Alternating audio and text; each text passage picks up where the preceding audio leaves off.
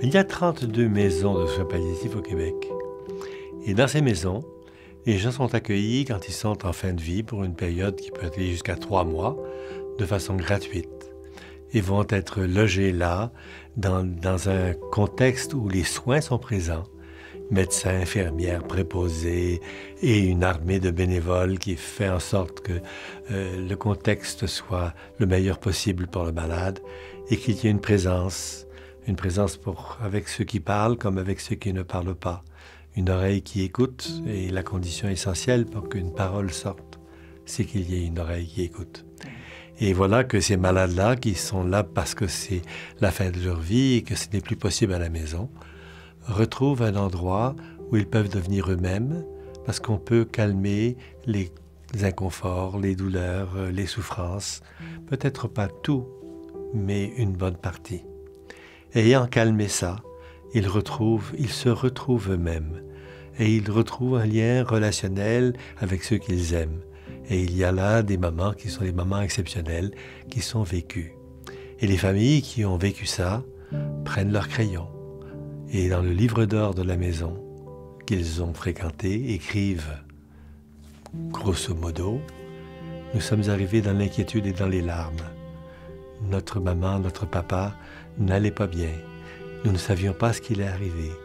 Nous avions peur des nouveaux symptômes. Nous étions devant un gouffre. Et voilà qu'on a trouvé de l'aide. On a réussi à le rendre plus confortable. On a réussi à répondre à nos questions, à nous accompagner. Avec surprise, nous avons découvert que c'était un milieu formidable. Il est parti. Nous en sommes tristes. Mais nous avons découvert des choses avec lui que nous n'aurions pas découvert avant. Nous l'avons entendu nous dire des choses, elle, qu'elle n'aura pas pu nous dire avant. C'était formidable, cette expérience, malgré les larmes. Merci, merci, merci, merci.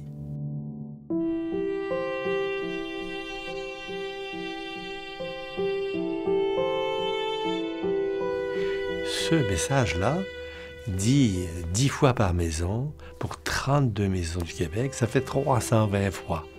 Et lu 320 fois, vient vous expliquer que les maisons de soins palliatifs sont en fond une ultime occasion de devenir soi-même lorsque l'on est malade et en transformation rapide par rapport à ce que l'on est. On est en pleine croissance identitaire, perdant ou laissant de côté des choses qui, au fond, étaient peu importantes et découvrant ou mettant de l'avant des choses qui ont de tout temps été importantes, mais qu'on ne s'en occupait pas parce qu'on était trop pris par d'autres choses. Il y a donc quelque part un moment précieux pour les uns et les autres en fin de vie possible si on est rendu confortable. Et ce livre vient vous montrer que c'est possible chez nous et que c'est possible de façon magnifique grâce à l'effort, le travail d'équipes et de bénévoles qui vont financer 60% du budget de la maison et amener des personnes de tous les métiers, de l'arc-en-ciel de compétences que ça prend pour donner des soins de fin de vie qui soient appropriés.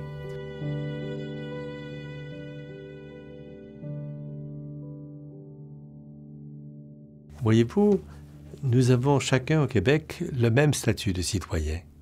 Vous me demandez, est-ce que c'est nécessaire est-ce qu'il y ait un manque de ces hauts lieux que représentent les maisons? Et la réponse est bien sûr. Dans toutes les régions du Québec, il devrait y avoir de telles maisons. En fait, ces maisons-là sont une condition pour que l'État puisse mettre sur pied des conditions pour mourir à domicile. Il y a beaucoup de gens qui veulent mourir à la maison. Mais il y en a 1 sur 3 ou 1 sur 4 qui ne peut pas mourir à la maison parce qu'il y a trop de difficultés, de soins, de travail à faire que la maison ne permet pas. Alors voilà, si on a la possibilité d'être transféré dans une maison, la famille vient nous dire, vous savez, j'étais devenu un soignant à temps plein. Et depuis une semaine, je suis redevenu son fils, sa fille, son épouse. Je ne suis plus le seul à m'occuper de lui. Et voilà que maintenant, j'ai un peu de temps pour l'écouter, pour être avec lui, pour profiter de lui ou d'elle, alors que demain il ne sera plus là. C'est tout à fait formidable. Alors il faut qu'il y ait des maisons dans toutes les régions.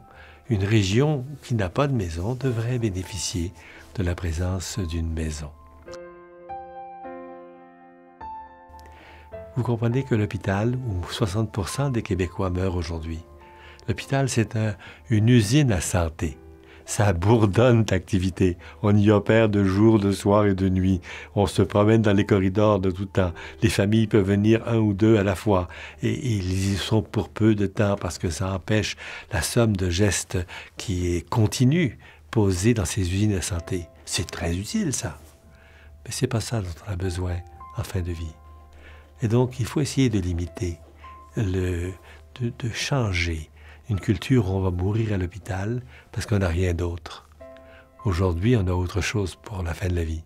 On a ces maisons de soins palliatifs qui offrent des milieux de qualité exceptionnelle pour les personnes qui y viennent et pour leurs proches, leurs familles.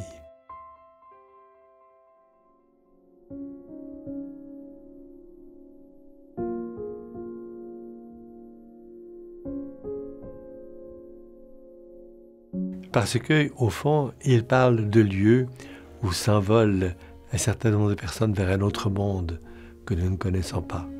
Et comme on quitte la vie, on s'en va comme un petit oiseau qui ouvre ses ailes et qui s'en va à tire d'aile. Chaque oiseau a 2 ailes, donc j'ai mis un S à tire d'aile. Mais le S est surtout pour les 66 000 Québécois qui partent chaque année. Nous sommes dans un moment de la vie où la vie s'arrête, ou tout au moins une composante de la vie s'arrête. Peut-être qu'elle ne s'arrête pas toute. La vie éternelle est déjà commencée pour vous et moi. Et donc, si elle est éternelle, elle ne s'arrêtera pas. Mais il y a un moment où une partie de nous va disparaître. Et il va disparaître comme un papillon ou comme un oiseau, à tire d'aile. Voilà pourquoi le mot à tire d'aile a été choisi.